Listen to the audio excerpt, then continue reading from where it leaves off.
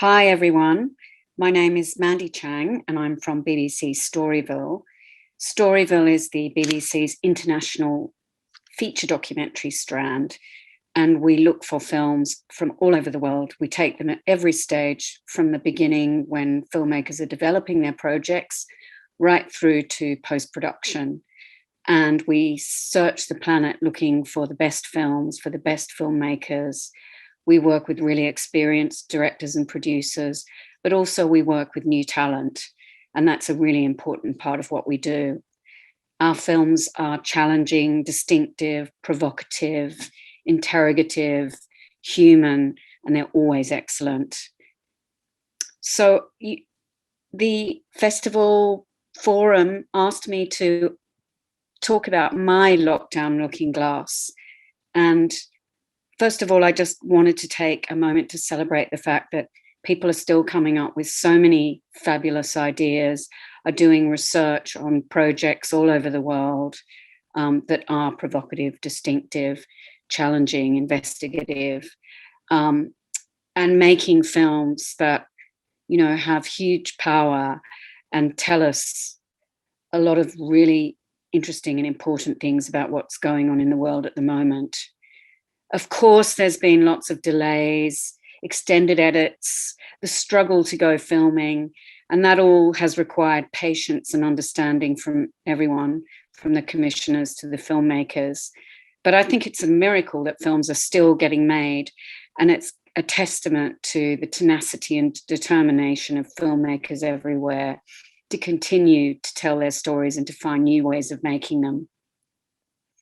So let's talk about the potentials and the pitfalls. Let's start with the potentials. I think in lockdown, from what I've seen, that some of the new ways of telling stories really excites me. And some of the films I've seen, like Flee, which was at Sundance this year, a refugee story told through animation and the singular voice of one of the refugees who escaped from Afghanistan to Sweden. So powerful, such a unique way of telling this story, and probably the only way that this story could be told. Mishra and the Wolves, one of our own films. The mole agent, the mole infiltrating North Korea, Mads Brugger's audacious film. So much secret filming where the main character who's an ordinary Danish bloke, becomes a spy and goes on a journey of investigation into North Korea's illegal arms trading. I'm longing for more of these. I wanted to see more of these during the lockdown, and there's lots of fabulous UGC projects, but I think these are the kind of films that really excite me. And the secret is in the crafting, the secret of making a really great, innovative type of programming. It's kind of about pushing the boundaries more. And I think being in situations like a lockdown encourages that and creates an opportunity for that kind of filmmaking, makes us think differently about how we normally tell our stories. And I still don't think form is a substitute for good storytelling, but it is an enhancement. And I'm just encouraging you all to keep seeking and finding new ways to challenge yourself in how you tell your stories, and to enhance the way you tell your stories, and to be imaginative in the way that you tell your stories. And of course, the old ways are as powerful as ever. The observational documentaries, testimonial, films like The Collective, which was nominated for an Oscar this year, or School Shooters, which is a brilliant Danish film, but American subject about the parents of school shooters. Whirlybird, another Storyville. These are all films told in traditional ways with, cachets of archive or really powerful testimonial. And they're just as important as those new kind of boundary pushing, innovative type of films. I think it's a great time to be making films. There's never been a greater time. There's so many platforms. There's such a strong ecosystem of different types of platforms with, varying amounts of money, different kinds of not-for-profit funders and foundations for filmmakers to raise soft money to make their films. And then all the broadcasters, of course, the traditional ways, and all these new SVODs on the block. Pitfalls. As there are many opportunities and many potentials, there's also pitfalls. And one of the things I really wanted to talk about was that these are dangerous times for public service broadcasters. They're under threat from right-wing governments and big platforms with huge amounts of money.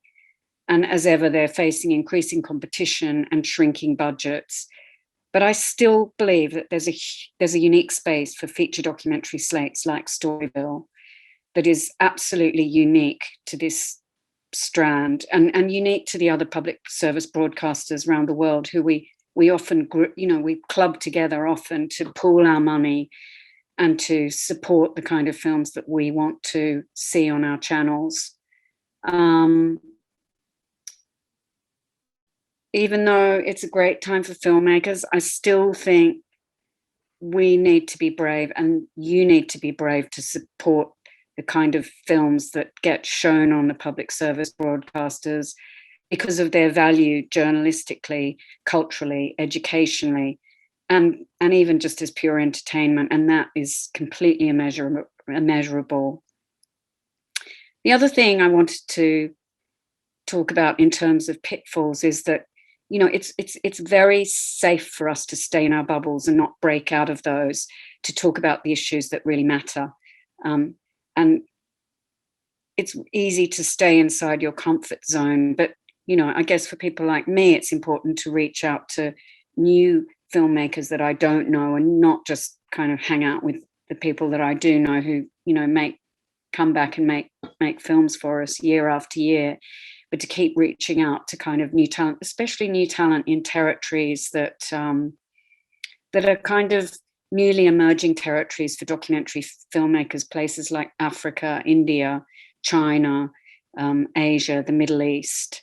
And, I'm really keen to be working with and seeing what talent comes out of those spaces.